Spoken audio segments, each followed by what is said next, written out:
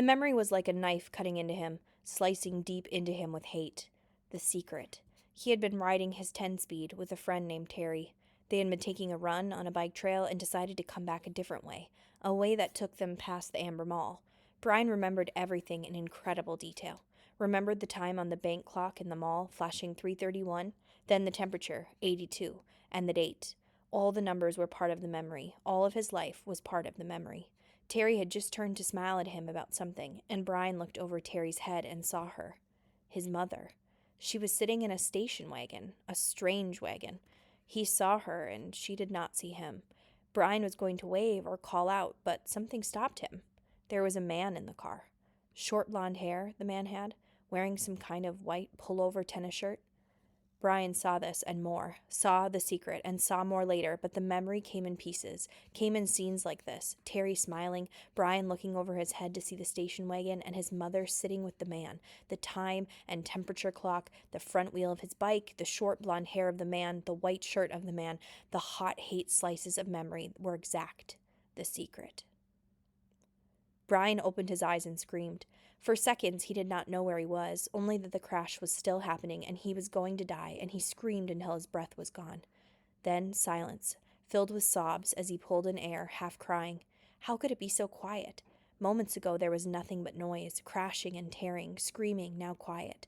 Some birds were singing. How could birds be singing? His legs felt wet, and he raised up on his hands and looked back down at them. They were in the lake. Strange.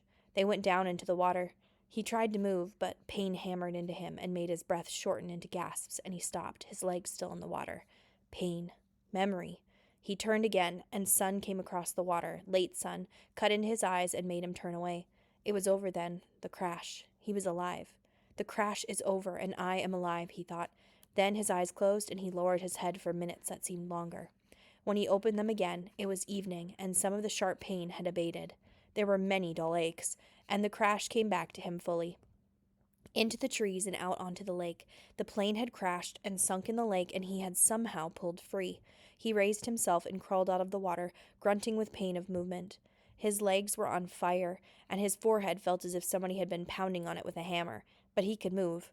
He pulled his legs out of the lake and crawled on his hands and knees until he was away from the wet, soft shore and near a small stand of brush of some kind. Then he went down, only this time to rest, to save something of himself. He lay on his side and put his head on his arm and closed his eyes, because that was all he could do now, all he could think of being able to do. He closed his eyes and slept, dreamless, deep, and down. There was almost no light when he opened his eyes again. The darkness of night was thick, and for a moment he began to panic again.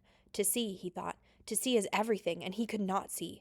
But he turned his head without moving his body and saw that across the lake the sky was a light gray, that the sun was starting to come up, and he remembered that it had been evening when he went to sleep. Must be morning now, he mumbled it, almost in a hoarse whisper. As the thickness of sleep left him, the world came back. He was still in pain, all over pain. His legs were cramped and drawn up, tight and aching, and his back hurt when he tried to move. Worst was a keening throb in his head that pulsed with every beat of his heart. It seemed that the whole crash had happened to his head. He rolled on his back and felt his sides and his legs moving things slowly.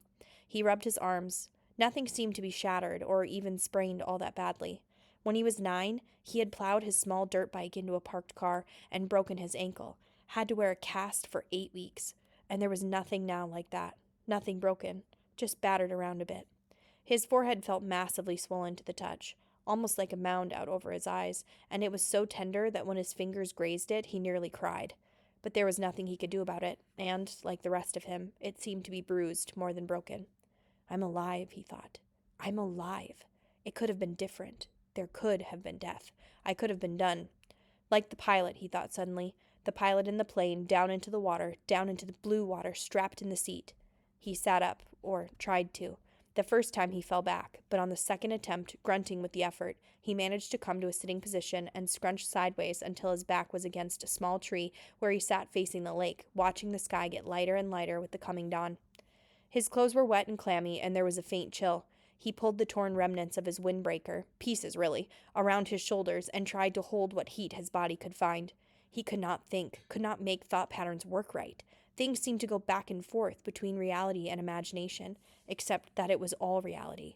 1 second, he seemed only to have imagined that there was a plane crash, that he had fought out of the sinking plane and swum to shore, that it had all happened to some other person or in a movie playing in his mind. Then he would feel his clothes, wet and cold, and his forehead would slash a pain through his thoughts, and he would know it was real, that it had really happened. But all in a haze world. So he sat and stared at the lake, felt the pain come and go in waves, and watched the sun come over the end of the lake. It took an hour, perhaps 2, he could not measure time yet, and didn't care, for the sun to get halfway up. With it came some warmth, small bits of it at first, and with the heat came clouds of insects. Thick, swarming hordes of mosquitoes that flocked to his body, made a living coat on his exposed skin, clogged his nostrils when he inhaled, poured into his mouth when he opened it to take a breath. It was not possibly believable. Not this. He had come through the crash, but the insects were not possible. He coughed them up, spat them out, sneezed them out, closed his eyes and kept brushing his face, slapping and crushing them by the dozens, by the hundreds. But as soon as he cleared a place, as soon as he killed them, more came, thick, whining, buzzing masses of them. Mosquitoes and some small black flies he had never seen before, all biting, chewing, taking from him. In moments his eyes were swollen shut and his face puffy and round to match his battered forehead. He pulled the torn pieces of his windbreaker over his head and tried to shelter in it, but the jacket was full of rips and it didn't work. In desperation, he pulled his t-shirt up to cover his face, but that exposed the skin of his lower back, and the mosquitoes and flies attacked the new soft flesh of his back so viciously that he pulled the shirt down. In the end, he sat with the windbreaker pulled up, brushed with his hands, and took it, almost crying in frustration and agony. There was nothing left to do. And when the sun was fully up and heating him directly, bringing steam off his wet clothes and bathing him with warmth, the mosquitoes and flies disappeared, almost that suddenly. 1 minute he was sitting in the middle of a swarm, the next they were gone and the sun was on him. Vampires, he thought. Apparently they didn't like the deep of night, perhaps because it was too cool, and they couldn't take the direct sunlight. But in that gray time in the morning, when it began to get warm and before the sun was full up and hot, he couldn't believe them. Never in all the reading, in the movies he had watched on television about the outdoors, never once had they mentioned the mosquitoes or flies. All they ever showed on the naturalist shows was beautiful scenery or animals jumping around having a good time. Nobody ever mentioned mosquitoes and flies. Ugh. He pulled himself up to stand against a tree and stretched, bringing new aches and pains. His back muscles must have been hurt as well. They almost seemed to tear when he stretched. And while the pain in his forehead seemed to be abating somewhat, just trying to stand made him weak enough to nearly collapse. The backs of his hands were puffy, and his eyes were almost swollen shut from the mosquitoes, and he saw everything through a narrow squint. Not that there was much to see, he thought, scratching the bites. In front of him lay the lake, blue and deep. He had a sudden picture of the plane, sunk in the lake, down and down in the blue, with the pilot's body still strapped in the seat, his hair waving. He shook his head. More pain. That wasn't something to think about.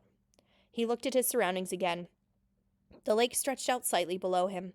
He was at the base of the L, looking up the long part with the short part out to his right. In the morning light and calm, the water was absolutely perfectly still. He could see the reflections of the trees at the other end of the lake. Upside down in the water, they seemed almost like another forest, an upside-down forest to match the real one. As he watched, a large bird, he thought it looked like a crow, but it seemed larger, flew from the top, real forest, and the reflection bird matched it, both flying out over the water. Everything was green, so green it went into him. The forest was largely made up of pines and spruce, with stands of some low brush smeared here and there, and thick grass and some other kind of small brush all over. He couldn't identify most of it, except the evergreens and some leafy trees he thought might be aspen. He'd seen pictures of aspens in the mountains on television. The country around the lake was moderately hilly, but the hills were small, almost hummocks, and there were very few rocks except to his left. There lay a rocky ridge that stuck out overlooking the lake about 20 feet high.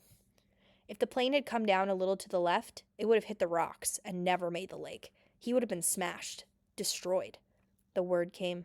I would have been destroyed and torn and smashed, driven into the rocks and destroyed. Luck, he thought. I have luck. I had good luck there. But he knew that was wrong. If he had had good luck, his parents wouldn't have been divorced because of the secret, and he wouldn't have been flying with the pilot who had a heart attack, and he wouldn't be here where he had to have good luck to keep from being destroyed. If you keep walking back from good luck, he thought, you'll come to bad luck. He shook his head again, wincing. Another thing not to think about. The rocky ridge was rounded and seemed to be some kind of sandstone with bits of darker stone layered into it. Directly across the lake from it, at the inside corner of the L, was a mound of sticks and mud rising up out of the water, a good 8 or 10 feet. At first, Brian couldn't place it, but he knew that he somehow knew what it was, had seen it in films. Then a small brown head popped to the surface of the water near the mound and began swimming off down the short leg of the L, leaving a V of ripples behind, and he remembered where he'd seen it. It was a beaver house, called a beaver lodge, in a special he'd seen on the public channel. A fish jumped. Not a large fish, but it made a splash near the beaver, as if, by signal, there were suddenly little slops all over the sides of the lake, along the shore, as fish began jumping. Hundreds of them, jumping and slapping the water. Brian watched them for a time, still in the half-daze, still not thinking well. The scenery was very pretty, he thought, and there were new things to look at, but it was all a green and blue blur, and he was used to the gray and black of the city, the sounds of the city, traffic, people talking, sounds all the time, the hum and whine of the city. Here, at first, it was silent, or he thought it was silent, but when he started to listen, really listen, he heard thousands of things. Hisses and blurks, small sounds, birds singing, hums of insects, splashes from the fish jumping. There was great noise here, but a noise he did not know, and the colors were new to him, and the colors and noise mixed in his mind to make a green-blue blur that he could hear, hearing as a hissing pulse sound, and he was still tired. So tired. So awfully tired, and standing had taken a lot of energy somehow, had drained him. He supposed he was still in some kind of shock from the crash, and there was still the pain, the dizziness, the strange feeling. He found another tree, a tall pine with no branches until the top, and sat with his back against it, looking down on the lake, with the sun warming him, and in a few moments he scrunched down and was asleep again.